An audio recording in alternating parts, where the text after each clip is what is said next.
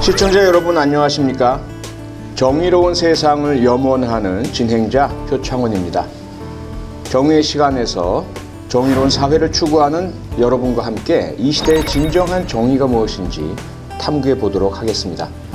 저와 함께 진행을 맡은 분은 해외 봉사와 방송 활동을 통해서 정의에 대한 고민을 건강하게 해결해 나가고 있는 개그우먼 윤미숙 씨입니다. 네, 안녕하세요. 정의로운 세상이 언제 오나 늘 기다리고 있는 개그우먼 윤미숙입니다. 우리 사회, 특히 군에서 일어나는 각종 의문사 사건 혹은 군납 비리 사건이 발생할 때마다 거론되는 분이 계십니다. 특히 최근에는 추미애 법무부 장관의 아들 군 휴가 미복귀 사건과 관련해서도 이분의 성함이 계속 나오고 있는데요. 김영수 소장님을 모시고 우리 사회의 진정한 정의가 무엇인지를 탐구해 나가보도록 하겠습니다. 최근에는 청렴사회를 위한 공익신고센터를 설립해서 공익신고 사건을 추적하고 공익신고자 보호를 위해 매진하고 있습니다. 김영수 국방권익연구소장 모시겠습니다. 안녕하세요. 네, 안녕하세요. 반갑습니다.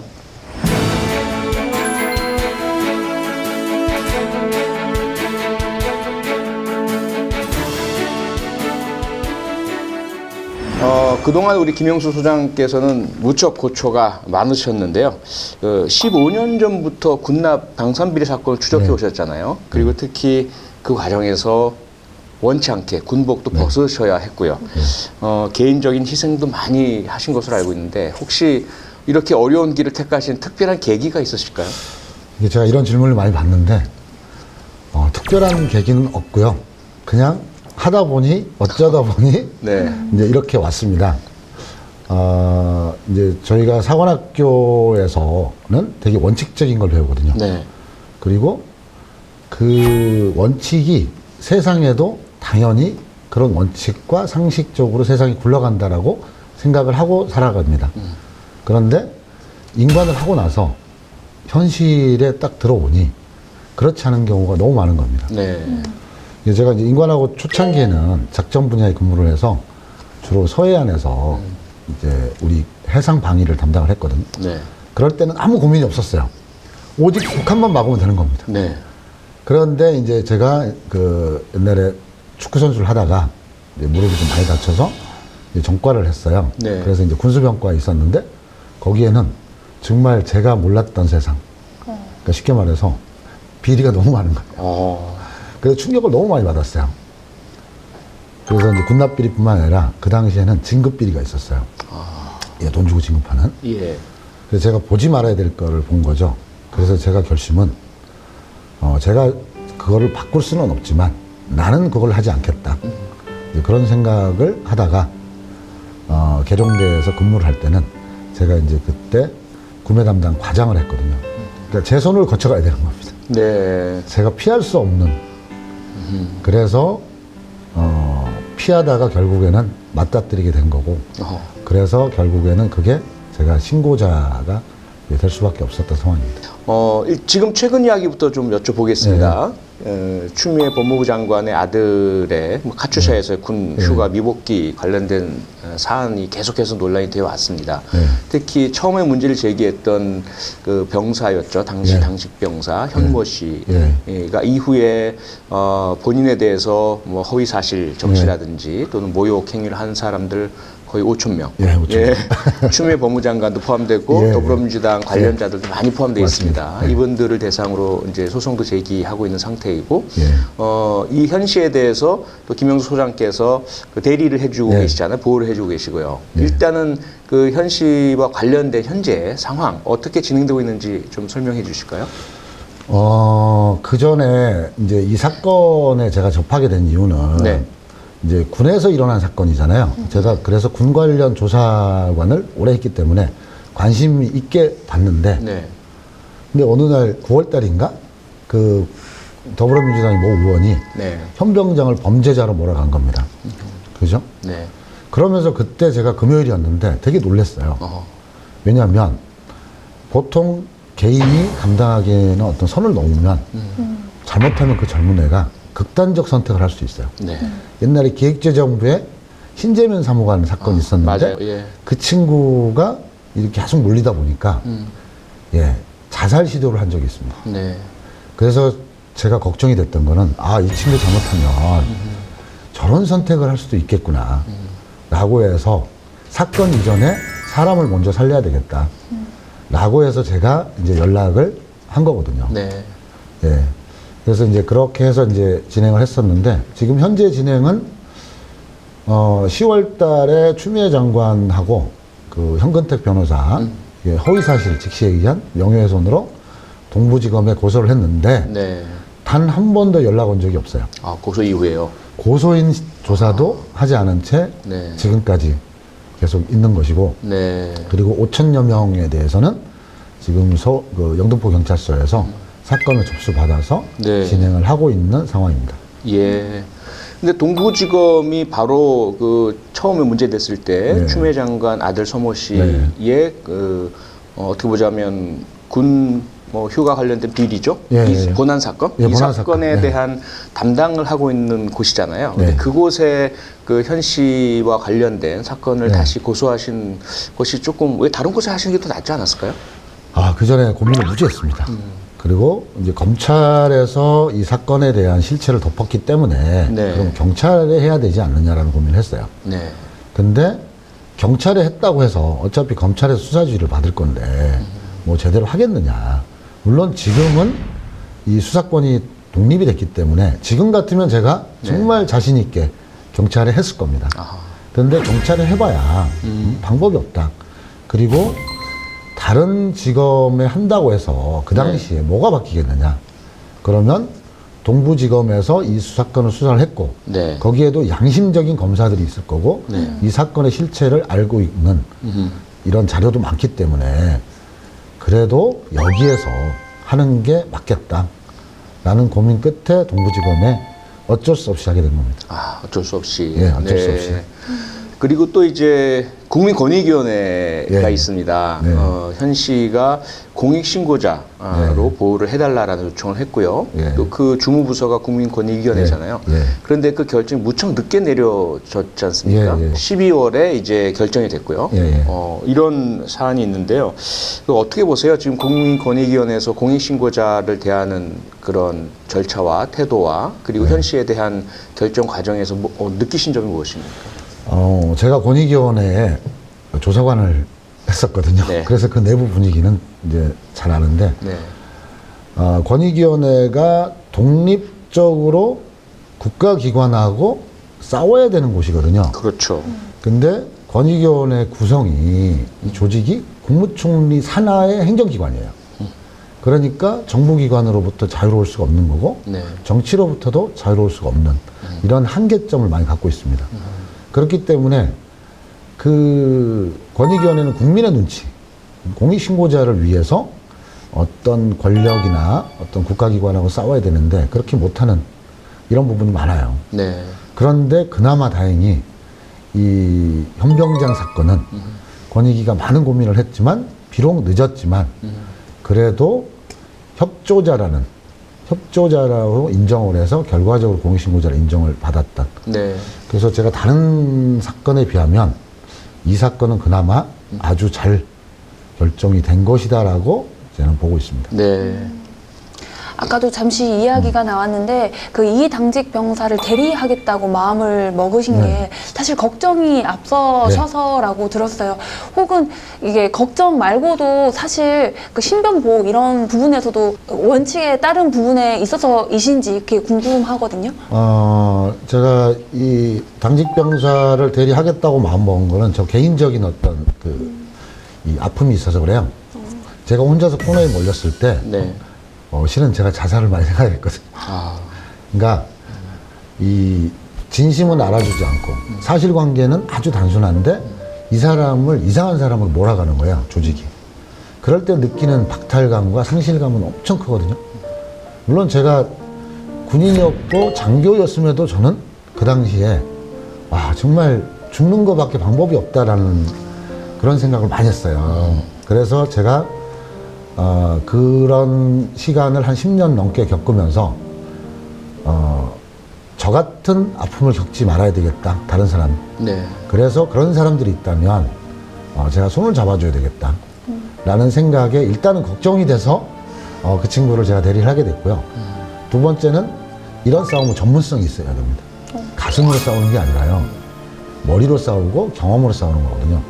그래서 제가 현병장을 딱 첫날 만나서 그랬어요. 이제부터 모든 싸움은 내가 다 한다. 구성과 전략도 내가 하고 대신 네 이름으로 할 것이다. 그러니 너는 일상으로 돌아가라. 학생이니까 공부하고. 그래서 그 이후로 벌어지는 사건들 있잖아요. 권익위에 공익신고 보호 신청을 하고 네. 뭐 여러 가지 고소고발이라든가 여러 가지는 그 치밀한 전략에 의해서 나온 겁니다. 그리고 그 과정에서 감사했던 거는 현병장이 네. 일상을 찾았다는 거예요. 예, 그래서 이 공신고 사건도 그 당사자한테 맡기는 거는 바람직하지 않고, 그리고 이제는 전문가가 전문적으로 싸워줘야 된다라고 하는 게 제 생각입니다. 네. 그 현병장 무척 외로웠을 텐데 혼자였고 네, 힘들었죠. 무척 많은 거대한 힘에 네. 내몰리는 상황에서 그나마 우리 그 김영수 수장께서 계셨으니까 네. 이겨내고 버텨낼 수 있었다는 생각이 드네요. 특히 이제 우리 시청자분들을 포함해서 많은 국민들께서 외부인으로서는 잘 모르는 내부 네. 문제들이 있잖아요. 네. 본인도 겪으셨고 네. 현병장도 겪고 있는 사안인데 이 그냥 드는 궁금점이 이겁니다. 어차피 이 절차를 거치다 보면 다 기록으로 나오게 되고 진실이 드러날 텐데 왜 애초에 이 현병장의 그 이야기를 그대로 인정하고 뒤에 뭐 사과가 필요하면 사과하고 조치를 취하는 것이 훨씬 더 나은 방법인데 그렇죠. 네. 통화조차가 없었다. 새빨간 거짓말이다. 네. 라고 나오는 그 상황들 혹시 익숙하지 않으십니까? 여러 차례 겪으시는. 그게 너무 그렇죠. 그 패턴이 너무 비슷해요. 너무 반복되는. 예. 왜 그럽니까, 그들은? 그러니까 제가 이제 처음에 군납비리를 신고했을 때도 그런 패턴이었고, 네. 근데 결과는 물론 시간의 문제인데요. 5년 뒤에 결과가 밝혀져서 나중에 결과적으로 참모총장까지 구속되는 일이 있었고, 그리고 다른 사건들도 계속 그러고, 특히 이 사건도 어떻게 보면 되게 단순하거든요. 현병장이 겪었던 거는 그날 딱 30분간 겪었던 겁니다. 네. 되게 단순한 사건인데, 그래서 저도 똑같은 질문을 했어요. 제가 현근택 변호사한테도. 네. 이제 그쪽에 대리하는. 예. 아니, 뻔한 건데, 그냥 사과하고, 이게 무슨 엄청난 죄를 진 것도 아닌데, 그렇죠. 인정을 했으면 좋겠다. 네. 그리고 사과하면 난 고소하지 않겠다. 그랬는데, 뭐, 직접적인 이야기는 아니지만, 한 가지의 앞에 걸 인정하면, 뒤에 거를 계속 또 인정해야 되고요. 그 다음에 진영 논리 있잖아요. 자기의 조직에서의 왕따가 되는 게 무섭다는 겁니다. 네. 차라리 외부에서 욕을 먹는 게 낫지, 내부에서의 어떤 이런 부분. 그 다음에 이게 그 대부분의 국민들은 그러잖아요. 추미애 장관이 처음부터 그냥 사과했으면 큰 네. 문제도 아닌데. 근데 하나를 감추려고 하니 계속 감춰지고 그 감춰지는 것이 눈덩이처럼 이제 커지는 것들. 근데 본인들은 그걸 몰라요. 진실이라는 거는 어차피 밝혀집니다. 시간의 차이만 있을 뿐인데 그런 부분에 이 사건은 정말 안타깝다라는 생각이 많이 듭니다. 좀 개인적으로 특히나 제가 안타까운 것은 저도 이제 더불어민주당 소속 국회의원이었고요. 예, 예, 특히 뭐 추미애 장관도 그러시지만 수없이 많은 더불어민주당 소속 의원들이나 정치인 분들께서 과거에는 유사한 독재 권력의 피해자셨었잖아요. 그렇죠. 예, 그리고 본인들의 주장이 받아들여지지 않고 네, 네. 뭐 거짓말장애로 내몰리기도 하고 네, 없는 죄를 맞습니다. 뒤집어 쓰기도 하고 그랬던 분들인데 네. 그분들이 이제 세상을 바꿀 위치에 섰는데 너무나 안타깝게도 과거에 자신들에게 가해를 했던 사람들과 유사한 모습을 보인다는 것이 너무 안타깝다는 생각이 드는데 그렇죠. 같은 걸 느끼셨죠? 예. 우리가 정의를 추구하고 공신고를 하는 이유는 어떤 정권을 위해서 하는 게 아니거든요. 그렇죠. 그냥 권력은 어차피 약간 부패하게 돼 있습니다. 누가 잡더라도. 그러면 그거에 대해서 부패하지 않도록 우리가 어떤 문제를 제기하는 것인데 그러한 것들이 진영 논리가 되고 정치 논리가 되는 겁니다. 그러면서 제가 이제 그 대선 캠프에도 있었으니까 이번에 추미애 장관 건도 그렇고 네. 왜 같은 편인데 그러느냐는 이야기를 너무 많이 들었어요. 저는 그 사람들 편 아니에요. 저는 그냥 제가 사관학교 때 배웠던, 그러니까 저 같은 사람이 사관학교를 갈 수 있었고 그거는 다 국가의 혜택을 받아서 그런 거거든요. 그럼요. 네. 의원님도 저도 경찰대학 간 거 똑같죠. 그럼요. 네. 그러면 우리는 빚을 많이 지고 있는 사람이에요. 그렇죠. 저희 같은 사람. 예. 그러니까 등록금을 내고 대학교 다니는 사람과 우리처럼 국가가 모든 것을 다 해줘서 우리가 어떤 영광을 얻는 거는 차이가 있는 거예요. 우리는 거기에 대해서 당연히 봉사할 의무가 있는 그럼요. 예, 그런 생각을 갖고 있는데 자꾸 편가르기를 하는 자체가 저는 이해도 안 되고 그래서 그러거든요. 네 편이냐 내 편이냐를 정하라는 거예요. 누구 편이냐. 네. 그래서 저는요 제 편입니다. 예. 제가 외롭더라도 이쪽 저쪽에서 욕을 먹든 네. 선택을 못 받더라도 그냥 내 편으로 살렵니다. 그래서 그런 이야기를 하는 겁니다. 네. 이제 개인적인 좀 질문 좀 드릴게요. 예. 쭉 우리가 이제 김영수 소장께서 사관학교 졸업한 이후에 겪으신 일들을 여쭤봤는데 어릴 적 꿈도 사관학교 또는 군인이셨나요? 제 꿈은 제가 이제 시골에 있는 중고등학교를 다녔거든요. 네. 물론 이제 그때 중학교 때 공부 잘하면 대도시로 유학을 가고 싶잖아요. 예. 근데 그거를 갈 만한 형편이 안 됐어요. 그래서 제 꿈은 직업 군인이었던 게 아니라 제 꿈은 사관학교 입학이었고 생도였어요. 그 시골에서. 네. 그래서 우리 고등학교가 생긴 이래로 제가 처음으로 이제 사관학교로 입학을 해서 네. 플랜카드가 막 붙여졌던 그런 예. 환경이었는데 그래서 저는 사관학교에 들어가는 순간 저는 꿈을 이뤘다고 생각합니다. 그리고 나서 제가 군에서 진급을 하고 싶고 장군이 되고 싶고 하는 것은 덤이죠. 이건 꿈이 아니고 이미 꿈은 이루어졌어요. 저는 이미 다 꿈이 이루어졌어요. 그래서 플랜카드가 붙이고 제가 사관학교 정복을 입고 우리 고향에 오는 순간 제 꿈도 이루어졌고 우리 부모님 꿈도 이루어진 거예요. 그래서 그 다음에 어떤 이런 부분에 대해서는 왜 좀 더 거기에서 맞춰서 군에서 진급도 하고 뭐 이런 이야기를 하면 제가 이해를 못하는 게 저는 더 이상 이룰 게 없잖아요. 그래서 그런 부분에 있어서 어렸을 때 그 제 영향이 되게 큽니다. 그리고 아까도 말씀드렸지만 국가가 저를 키운 거거든요. 저는 국가에 대해서 엄청나게 혜택을 받은 사람이에요. 네. 그런 것들이 있는 특히 이제 경찰대도 마찬가지지만 사관학교라고 하는 어떤 그런 큰 국가로부터 이 은혜를 받은 이런 사람이 국가를 배신하면 안 되는 거잖아요. 그럼요. 저는 딱 그 단순한 생각입니다. 네.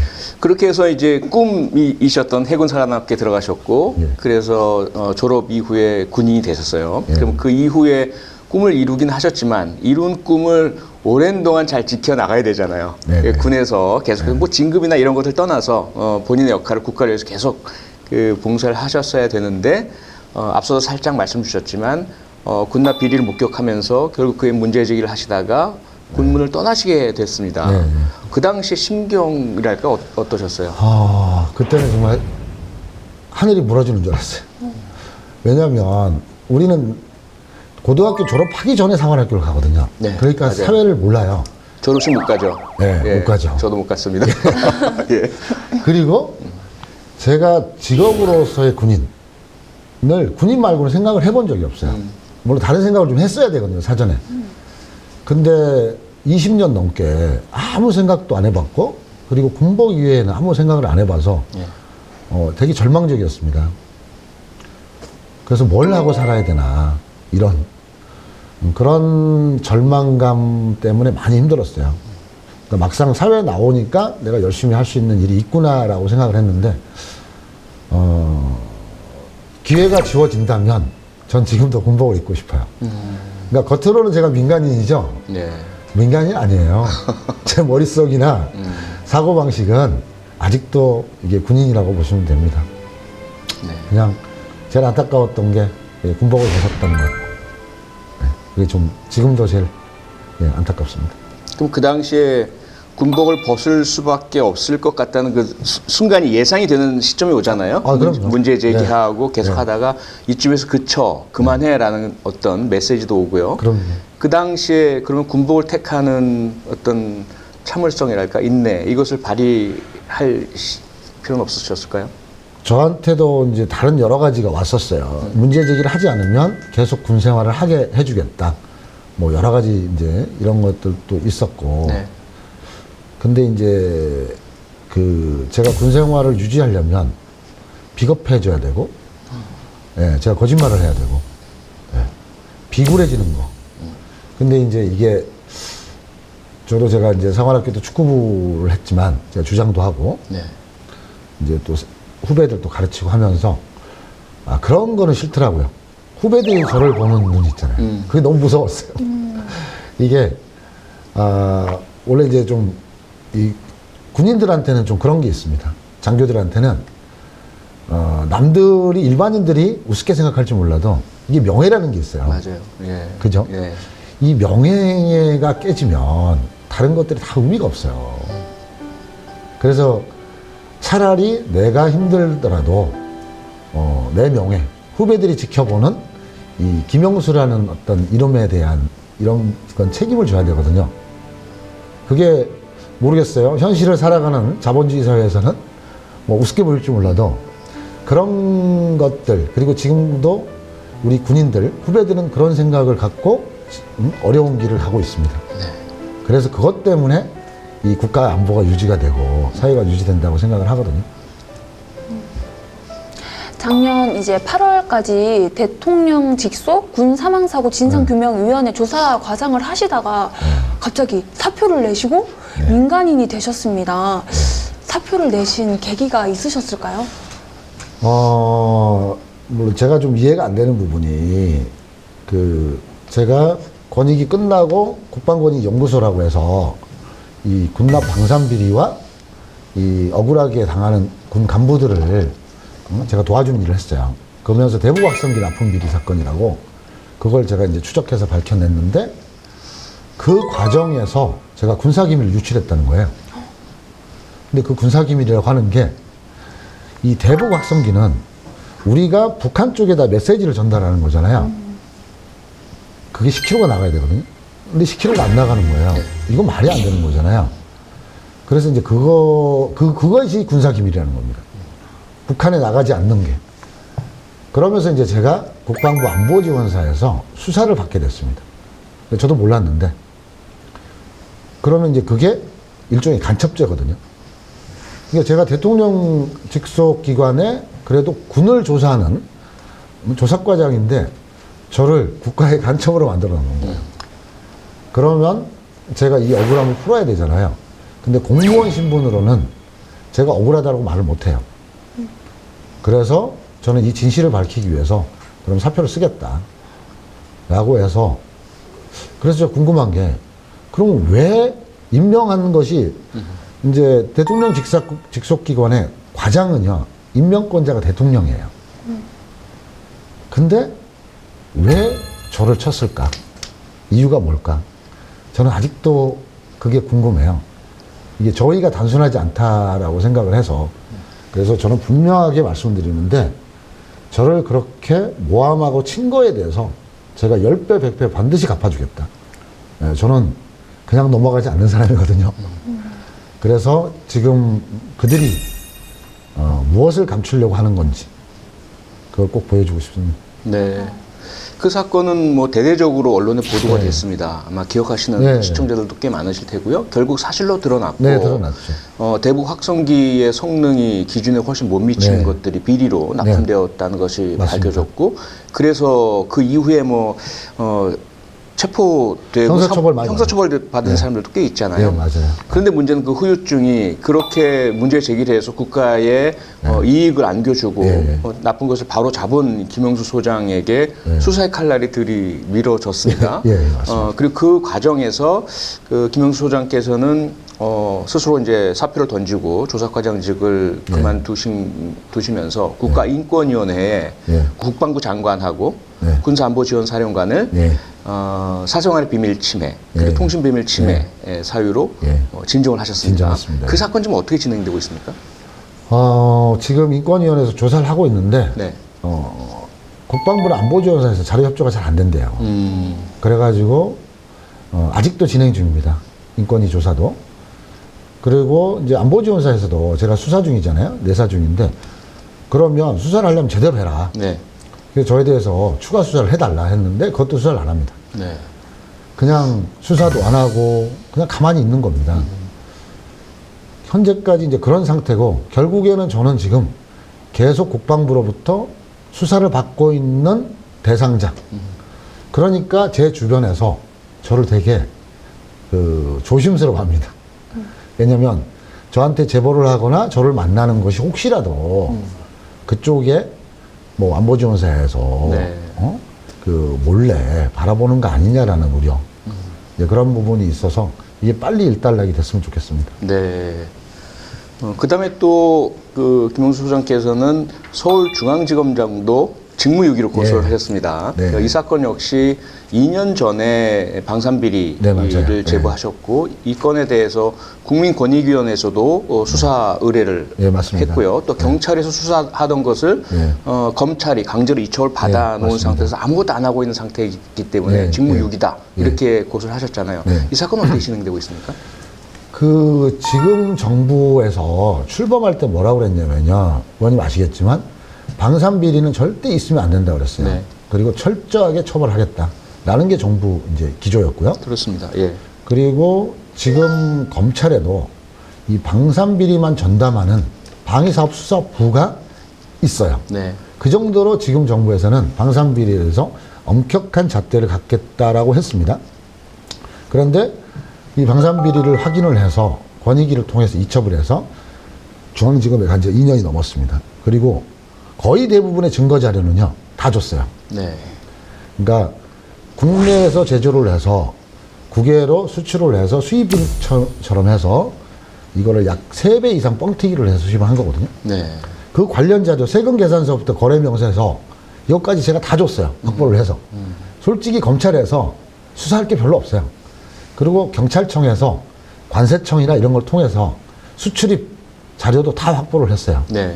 그러면은 검찰에서는 뭐 크게 할 게 없는데. 남이 떠다 먹여준 거 그냥 입에서 소화만 하면 되잖아요. 맞습니다. 예. 근데 이제 그거를 이제 안 하는 거예요. 그러니까 그 이유가 궁금한 겁니다. 왜 안 할까? 검찰이.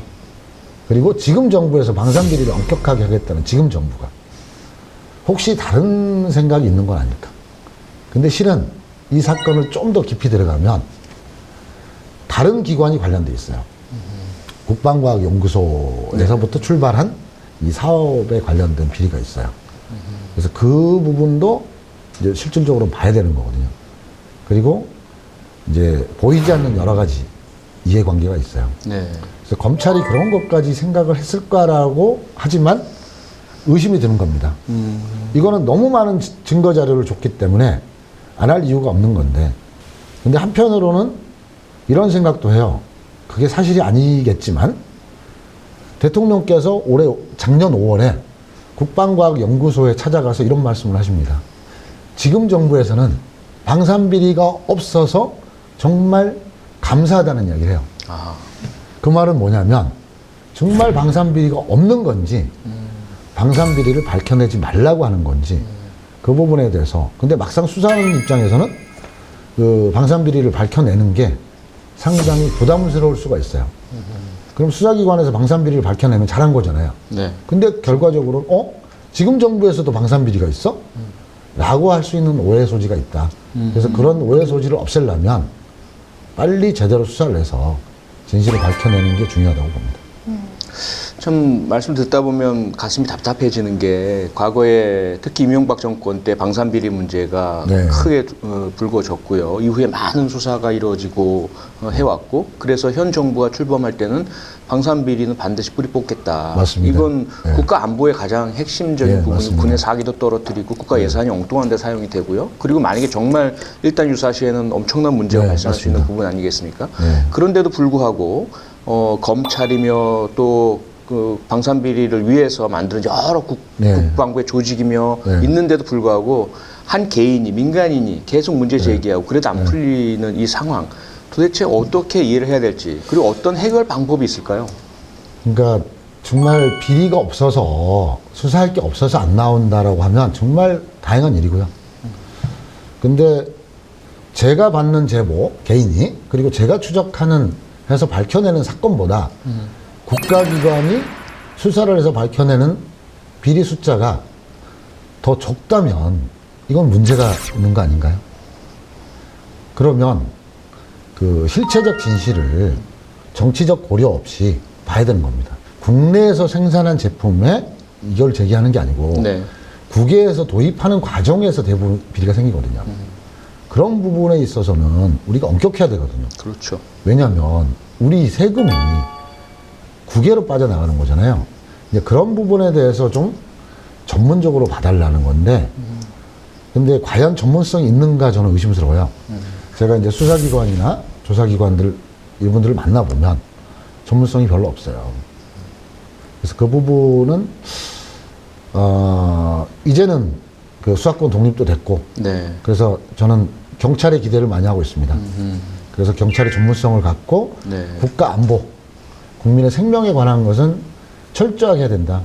왜 중요하냐면 그 불량 장비가 납품이 돼서 이게 사용하는 잘못하면 장병이 죽을 수도 있잖아요. 그럼요. 그건 절대 안 되는 거죠. 그럼요. 그리고 국가의 위기 상황에서 우리가 국가를 방어하는데 어떤 무기를 사용하는데 이 무기가 불량이 생겼다. 그럼 국가 안보가 안 되는 거죠. 안 되는 거죠. 이 두 가지는 철저하게 지켜야 된다. 그러니까 조금 비싸게 샀다. 이 문제가 아니라 네. 그 문제보다 중요한 건 이 장비가 불량 장비인다. 이런 거는 좀 철저하게 정부에서도 해줘야 된다고 생각합니다. 그럼 이제 제도적으로 보자면 일단 김영수 소장께서는 이제 수사권 독립을 통해서 경찰이 앞으로 잘해주기를 기대한다는 네. 말씀 주셨고요. 제도적으로는 그럼 어느 정도 갇혀 있다. 결국 사람이 문제다 이렇게 보고 계신가요? 그러니까 제도에 대해서도 제가 그 정권 출범 이후에 제가 제도에 대해서 계속 건의를 했어요. 네. 국회도 하고 청와대도 하고 뭐 여기저기에 자 이런 제도 개선해야 됩니다. 그리고 이런 조직과 인력 그리고 전문성을 갖고 이런 걸 해야 됩니다라고 제가 보고서를 네. 무수하게 제출을 했습니다. 그래서 저는 진짜 기대를 컸어요. 근데 반영이 안 되더라고요. 역시 제도 개선의 과제도 역시 남아있다. 예, 남아있죠. 예. 예, 그리고 이제 이런 문제는 워낙 은밀하게 되기 때문에 네. 내부자의 도움을 받아야 됩니다. 그래서 그 내부자들이 진짜 알맹이 있는 정보를 제공을 하고 그거를 적극적으로 수용을 해야만이 이게 보이는 거지 외부에서는 아마 보기가 쉽지 않을 겁니다. 결국 내부에서 알고 있는 사람의 제보나 용기가 필요하다는 네. 말씀이신데 본인이 그런 내부자셨고요. 예, 예. 직접 경험해 보셨으니까 잘 아시겠지만 군 내부에서 내부자가 나온다는 것이 무척 어렵고 어렵죠. 소갈이하고 고민하고 혼자서 끙끙 앓는 무척 많은 제2, 제3의 김용수 네. 소령 같은 분들이 군에 많잖아요. 영화 어퓨 군맨 혹시 네, 봤습니다. 보셨겠죠, 당연히. 그래서 이건 뭐 전 세계적인 군의 현상이고 기강을 중시하고 내부 고발자를 배신자로 보는 현상들이 있는데 이걸 어떻게 해야 좀 개선할 수 있을까요? 이게 저는 군에 있을 때는 군대 내 비리가 엄청나게 이게 심각하다고 생각했거든요. 그래서 나와 보니 군대만큼 그래도 체계적으로 잘 돼 있는 데가 없더라고요. 물론 군대 비리가 없다는 게 아니라 네. 이 민간 사회에 비하면 군이 가장 깨끗한 곳입니다. 제가 예. 정말 자신 있게 말씀드리는데 그래서 이제 종합적으로 군에만 문제가 아니라 우리 사회 전체를 놓고 보면 이런 것들이 제대로 짚으려면 내부에 신고자가 있어야 되고 그 신고를 활성화하려면 뭐 여러 가지 제도가 필요하겠지만 저는 딱 한마디로 그분들이 잘 살면 돼요. 공신고를 했어요. 네. 그래도 이 사람들이 승진도 하고 그리고 정말 쫓겨났다. 그러면 국가가 보상금 제도를 통해서 잘 살고 그러니까 생계에 위협받지 않고 예, 이러면 되는데 네. 여태까지 그런 사람이 별로 없잖아요. 그래서 지금까지의 어떤 이 우리 문화가 바뀌어야 된다는 게 공익신고를 했으면 이제부터는 저 사람의 고통이 시작이다. 이게 아니라 이제는 저 사람도 이제 잘 되겠구나. 뭐 이런 식으로 좀 이렇게 바뀌었으면 좋겠고 그리고 가장 중요한 건 공익신고한 사람과 그 가족과 네. 그 주변들이 불행하지 않고 행복했으면 좋겠어요. 아까 이제 얘기하셨던 것처럼 군뿐만 아니라 사회 전반적으로 이제 공익 제보자분들께서 제보를 하고 싶으나 용기가 없거나 이렇게 주저되는 상황이 있을 건데 그분들에게 조언을 한 말씀 해주신다면. 그분들한테 꼭 하고 싶은 이야기가 있어요. 이 가슴에 있는 용기만 가지고 공익신고를 하려면 일단은 가정살림부터 좀 살펴보세요.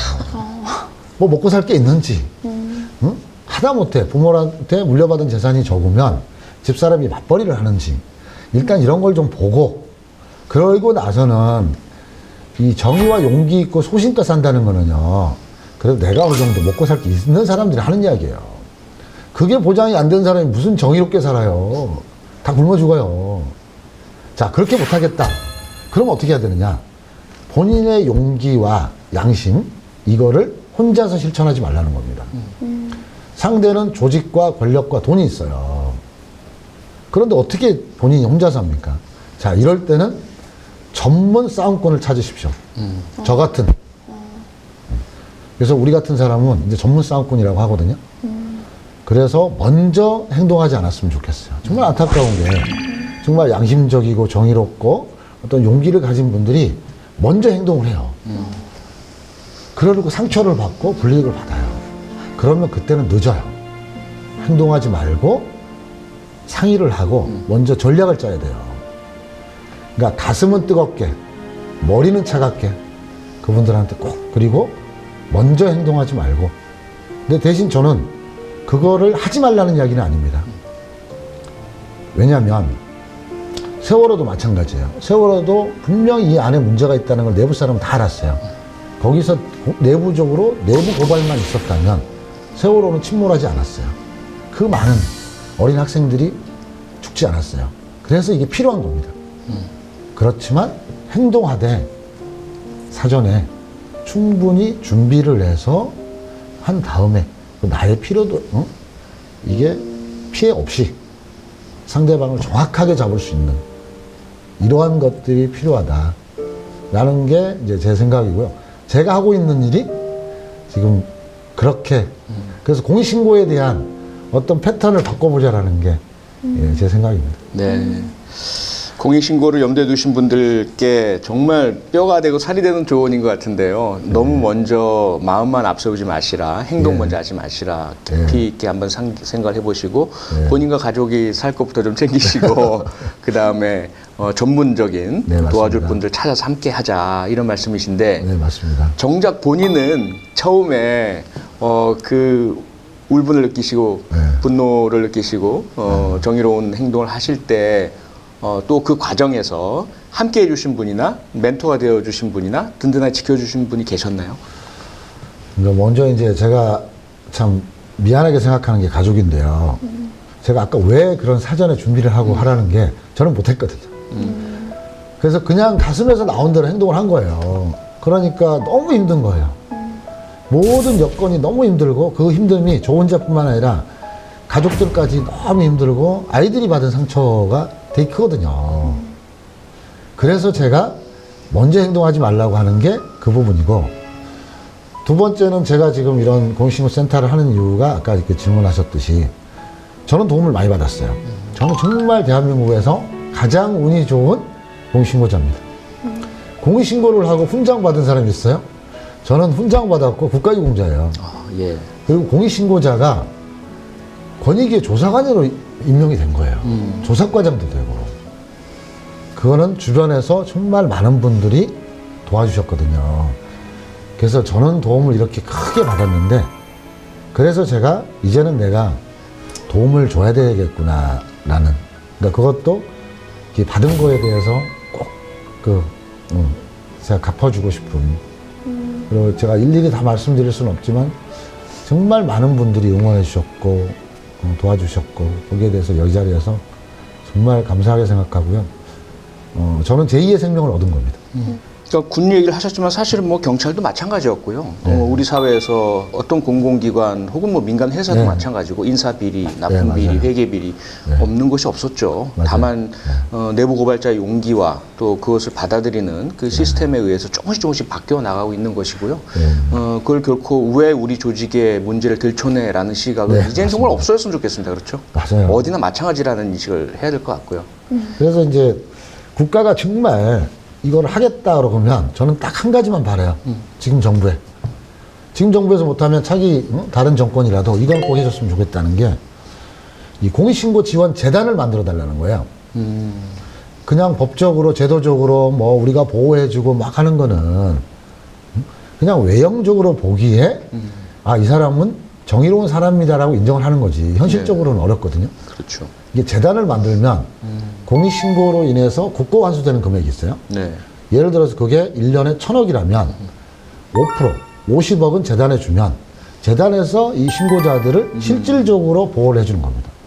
생활 안정, 직업 교육 뭐 이런 걸 통해서 그러면 그 공익신고자들이 잘 사는 모습 그러면 이제 다른 사람이 용기를 내요. 맞아요. 그럼 올해 1,000억이었잖아요. 국고 환수가.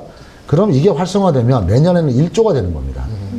그럼 국가 예산이 1조가 절감이 되는 거예요. 그렇죠. 그러면 재단에 500억이 오는 거고 그래서 이게 선순환이 되는 거거든요. 그래서 이게 되게 방법이 단순해요. 신고자의 희생으로 국가가 이익을 봤으면 그 5% 정도는 신고자한테 줘야 되고 그게 재단을 통해서 가면 되는 거다. 그러면 그게 선순환이 돼서 앞으로 10조가 될 수도 있고 100조가 될 수도 있잖아요. 그럼 국가로서는 손해볼 게 없거든요. 그렇죠. 근데 왜 안 하냐는 거예요. 권력은 결과적으로는 공익신고를 싫어한다. 이게 지금 현재 제가 바라보고 있는 권력입니다. 겉으로는 정의를 외치고 공익신고가 활성화된다고 하지만 정작 권력은 이게 불편한 거죠. 그래서 솔직해지라는 겁니다. 불편하면 불편하다고 하고 아니면 공익신고 활성화해야 된다. 이런 이따위 말 하지 말고 네. 예. 근데 이게 모순되는 거죠. 겉으로는 정의로운 척 하면서 뒤로는 이게 싫은 겁니다. 예를 들어서 국회의원 해보셨잖아요. 국회의원 잘못을 했어요. 근데 내 보좌관이나 비서관이 그 의원 잘못에 대해서 공익신고를 했다고 생각해 보세요. 그러면 의원님께서 아, 정말 정의롭네? 이렇게 칭찬을 하십니까? 아니면 너는 배신자야라고 하실 겁니까? 인간이라면 당연히 배신자라는 생각이 들고 내가 너한테 어떻게 해줬는데 맞습니다. 이렇게 마음이 들게 돼 있죠. 인간은. 그렇죠. 네. 그게 현실이에요. 네. 그래서 그러려면 예를 들어서 비서관이 어떤 공익신고를 했다. 그 순간 그 친구는 이제 그 바닥에서 아웃이죠. 그렇죠. 국회에서부터 먼저 일어나는 거예요. 그러니까 못 만드는 거죠. 의원님들 입장에서는 이게 너무 활성화가 되고 보호가 강화가 되고 보상금이 많아지면 첫 번째 타겟이 우리 의원님이 될 수 있거든요. 그렇죠. 그게 현실이기 때문에 이상과 현실은 괴리가 있어요. 그러면 진짜 용기를 내서 그 정도까지는 안 하더라도 재단 정도는 좀 만들어줄 수 있는 용기. 그리고 그게 지금 정부 초기에요. 어느 정도 약속을 했던 일이에요. 제가 지금 갑자기 제안하는 게 아니고요. 네. 공익제보지원위원회 대선 캠프에서 이게 다 기획이 돼서 이렇게 건의가 돼서 상당히 긍정적으로 논의가 됐었던 일인데 그 이후로 그냥 조용해진 겁니다. 조금 전에 이제 가족분들 얘기를 하시면서 약간 이제 울컥한 마음이 올라오신 것 같아요. 이 자리를 빌어서 가족분들에게 꼭 하시고 싶은 말씀 한마디. 네. 제가 처음에 공익신고할 때 너무 무턱대고 천방지축으로 막 덤볐어요. 왜냐하면 이 사실이 정의이고 내가 갖고 있는 용기가 정의이면 결과도 정의일 것이다라는 이런 생각을 하면서 그 과정에서 너무 많이 힘들었죠. 경제적으로나 어떤 심적으로나 주변 환경적으로 그 부분에 대해서 정말 미안하게 생각하고요. 그래서 가족한테 이렇게 못했던 부분은 제가 다른 사람 가족을 위해서 이번에 그 당직병사 현병자 네네. 그 어머님 아버님이 저한테 되게 고맙다고 말씀을 하세요. 그러니까 그 가족들이 느껴야 되는 그런 어떤 이런 부분들을 제가 그래도 조금 도움이 되면서 이 상처가 덜한 거죠.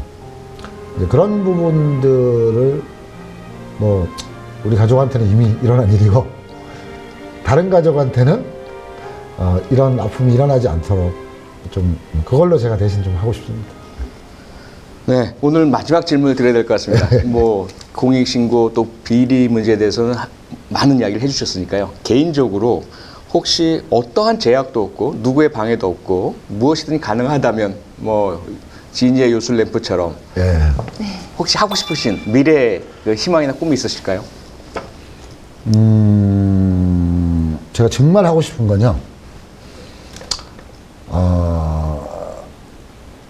경제적인 문제만 해결된다면 네. 이 공익신고센터를 통해서 정말 무료로 이런 것들을 지원하면서 살고 싶어요. 그러니까 가족한테 미안하지 않으면서 아하. 지금 하고 있는 일을 정말 이 일만 예. 왜냐하면 의외로 힘들고 어려워하는 사람들이 많아요. 네.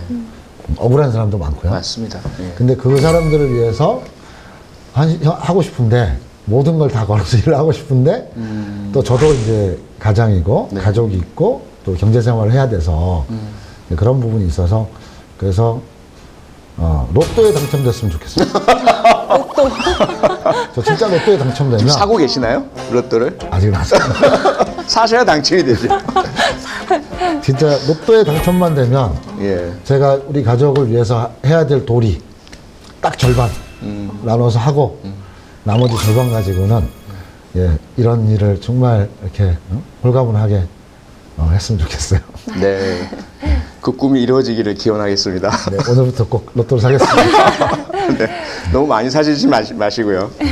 청소년 시절의 꿈이었던 사관학교 입학, 사관생도 그 꿈을 이룬 해군 소령 김영수 2009년 계룡대 근무지원단의 납품 비리를 고발하게 됩니다. 물론 그 이전에 옷과 먹을 것, 기본적인 것에 대한 비리에 화가 났고요. 또 인사 비리를 목도하면서 이것을 해결하려는 노력을 많이 했었죠. 결국은 이 군내 납품 비리를 고발한 이후 2년이 지난 뒤 2011년 6월 꿈이었던 그 해군 복장을 벗게 됩니다. 군문을 떠난 김영수 소장은 이후에도 계속해서 군내 비리 문제를 밝히기 위한 노력을 계속해 오고 있고요. 11년이 지난 오늘 공익신고센터를 통해서 군뿐 아니라 지방자치단체나 공공기관이나 어디에서건 공익신고를 하시는 분들을 위해서 그들을 보호하고 그들을 돕고 우리 사회에 조금 더 깨끗하고 밝은 청렴을 이루기 위한 노력들을 해오고 있습니다. 김영수 소장의 소박한 꿈, 가족의 경제 문제만 해결된다면 공익신고를 하는 분들을 위해서 평생을 바치고 싶다는 그 꿈이 이루어지는 대한민국, 그리고 특히 우리 국방이나 국민의 안전에 해당되는 비리만큼은 없어지는 대한민국을 함께 꿈꾸면서 표창원의 정의의 시간 여기서 마치겠습니다. 함께해 주신 시청자 여러분, 또 김영수 소장님께 깊이 감사드립니다. 고맙습니다. 고맙습니다.